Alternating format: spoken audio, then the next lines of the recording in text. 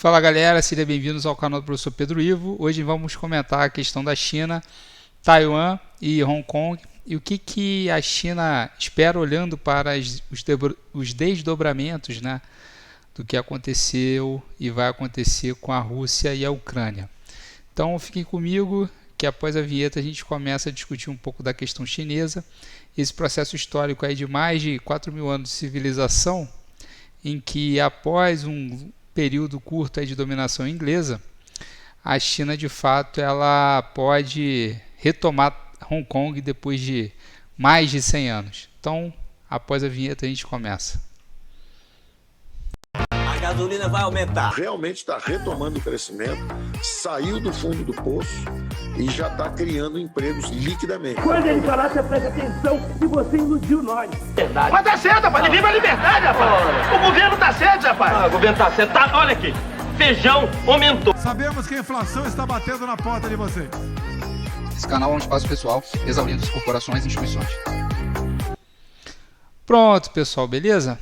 É o seguinte, obviamente a China, né, junto com a Rússia, são as duas principais potências militares do mundo, fora os Estados Unidos. De onde que veio esse processo de potência militar? A China, na realidade, foi um país praticamente estuprado depois da Segunda Guerra Mundial, tinha passado por uma revolução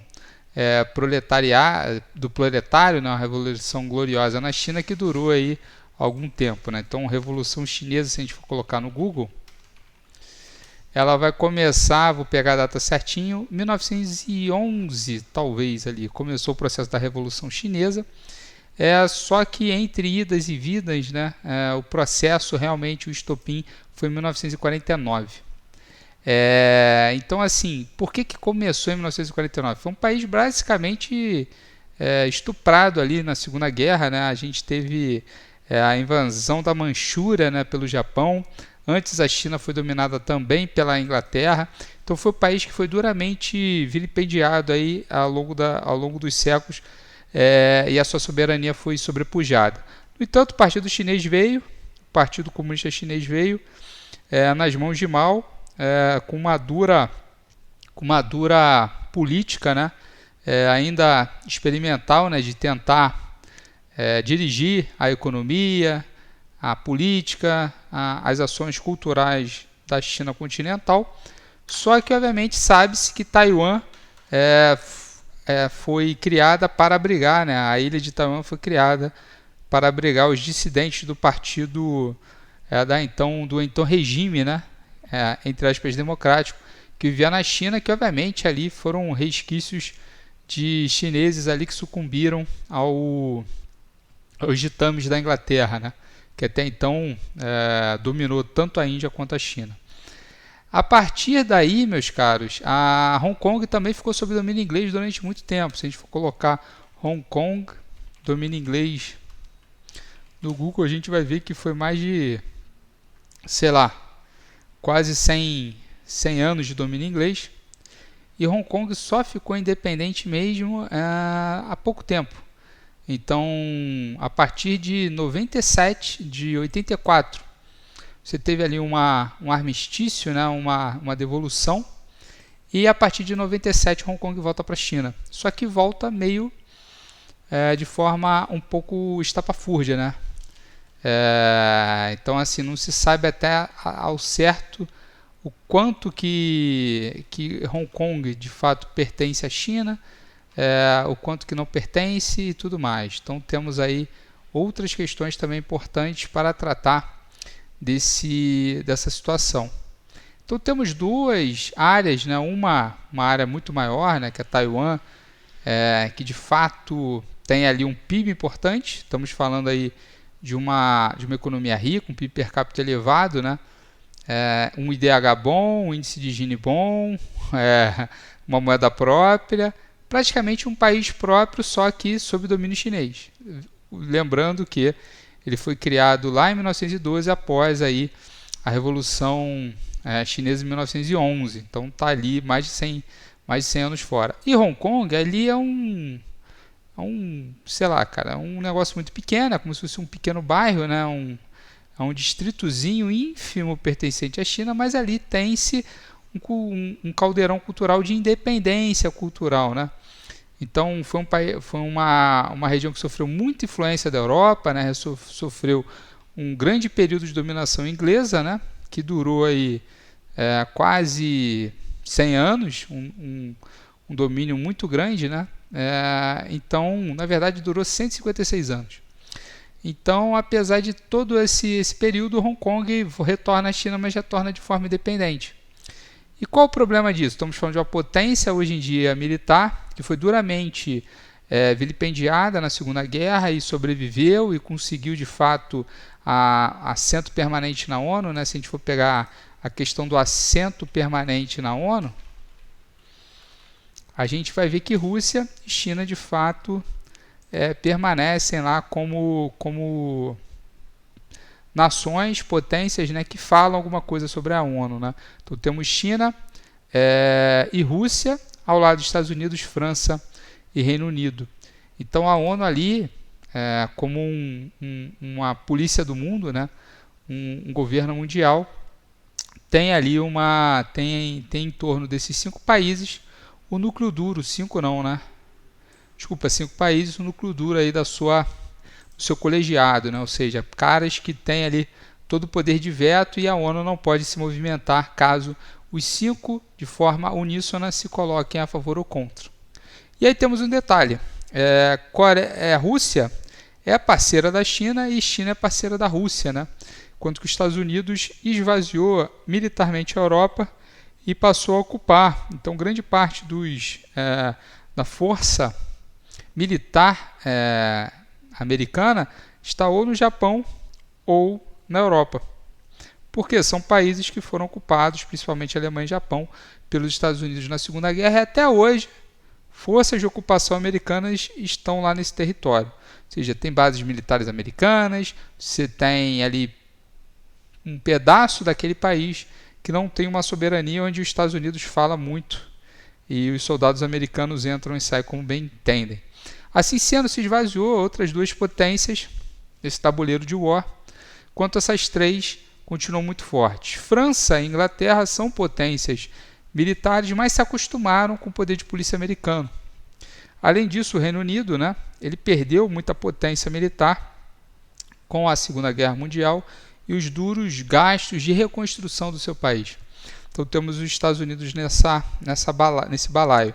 Só que os Estados Unidos vive entrando em guerra, vive promovendo ali mediações e perdeu toda a sua argumentação, né, quando invadiu de forma atabalhoada o Iraque e depois resolveu invadir o Afeganistão.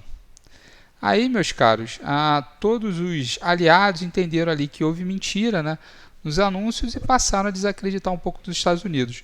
Paralelamente, vem uma crise econômica muito forte, 2008, que foi superada a duras penas por uma reversão dos investimentos no sistema militar que o Donald Trump promoveu para a economia, né?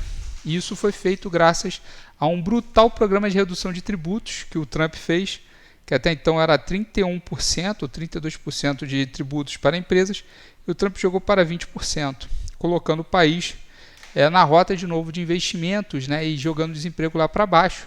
Mas isso à custa de quê? Menos dinheiro arrecadado, menos disponibilidade para investir nesses gastos militares estratégicos.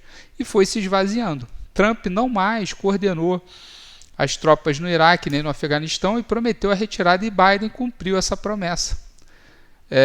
Cumpriu a promessa, mas de forma também atabalhoada, gerando ali uma confusão interna. E, obviamente, Rússia e China estão olhando para isso, dando risada. E se a Rússia pretende não anexar a Ucrânia, mas anexar toda a parte oriental da Ucrânia, que faz fronteira com o país, até porque houve ali, na época ainda do Bush filho, uma ameaça de inclusão da Ucrânia na OTAN, o que obviamente é o Tratado das Nações do Atlântico Norte, que faz com que qualquer país membro da OTAN, caso seja invadido, obrigue todos os outros a entrar em guerra contra o invasor. Imagina, qualquer confusão entre Ucrânia e Rússia, a Rússia perderia a soberania de tentar intervir, porque seria atacada por todas as outras nações, e como membro da OTAN, a Ucrânia poderia sediar bases da OTAN, mas com a chancela americana, que obviamente para os russos não seria nada interessante. A mesma coisa que a Rússia ir lá ocupar Cuba, né, com bases militares e mísseis, que teve aquela crise dos mísseis ainda na década de 60 no governo Kennedy, onde a gente quase enfrentou uma terceira guerra mundial. Então agora é momento de enfraquecimento da superpotência americana. Ela de fato nunca esteve tão fraca, nunca esteve tão claudicante, né? A macroeconomia dela está muito complexa, né, e fragmentada. Você tem ali pouquíssima capacidade de coordenação mundial como outrora. Não quero dizer que os Estados Unidos é um país pobre, longe disso. Quero dizer que na comparação com os outros atores ele perdeu dinâmica. Vai ser suplantado pela China, né, em termos de PIB, e se já não foi, vai ser ainda ao longo dessa década atual. E, obviamente, na questão da produção, a China já ultrapassa os Estados Unidos há muito tempo, né? Quase tudo é produzido na China, muita coisa de tecnologia é produzida na Europa, e nos Estados Unidos virou um grande cereal ali de serviços e pouca tecnologia adensada. Ao mesmo tempo, a corrida científica também cede espaço para os países da Ásia, né? Principalmente Japão, Coreia do Sul e China. Então a gente observa que o mapa mundial vai cada vez mais tendo mais peso no leste. E para o oeste, o que sobrou? Sobrou uma Europa que sempre dependeu das forças americanas, e chega um Trump que fala, não queremos mais isso, vamos trazer todo o nosso dinheiro de volta para os Estados Unidos, e obviamente vai jogar todo mundo de volta no colo chinês e russo.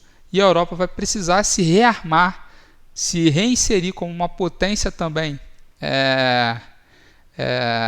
bélica, né? E aí a gente vai começar a entender se aquelas diferenças que apareceram quando surgiu a União Europeia, e agora com uma ameaça forte de um lado da Rússia ficando cada vez mais forte, a China cada vez mais forte, se essa ameaça vai fazer com que as nações europeias mais próximas, né?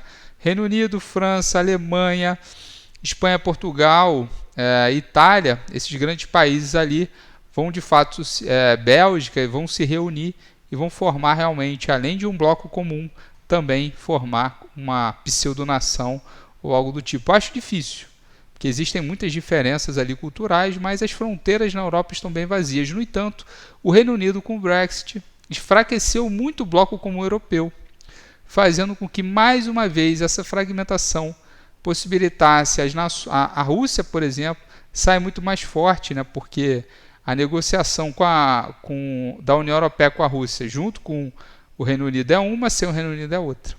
E essas negociações paralelas fazem com que a Rússia consiga sair em vantagem, porque ele é um grande produtor de commodities energéticas, né, principalmente gás natural, e a Europa é muito dependente, né, commodity essa que triplicou de preços, ou duplicou de preços, no espaço aí da demanda com a Covid-19.